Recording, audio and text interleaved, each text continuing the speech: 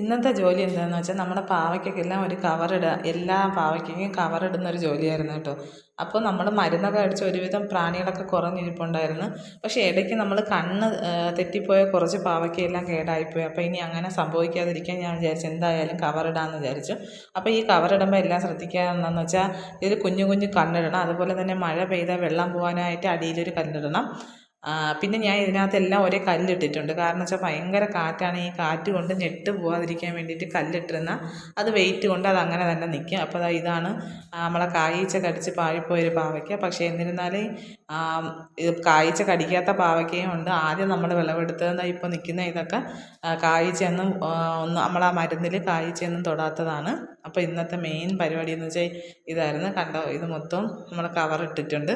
അപ്പോൾ ഇനി പേടിക്കേണ്ട, കായീച്ചകളെയൊന്നും പേടിക്കേണ്ട കാര്യമില്ല. അപ്പോൾ നമ്മുടെ കെണിയും കൂടെ ഉള്ളതുകൊണ്ട് ഡബിൾ സ്ട്രോങ് ആണ്. അപ്പോൾ ഇത്രയൊക്കെ ഉള്ളൂ. അപ്പോൾ ഈ വീഡിയോ ഇഷ്ടപ്പെട്ടാൽ സബ്സ്ക്രൈബ് ചെയ്യാൻ മറക്കല്ലേ.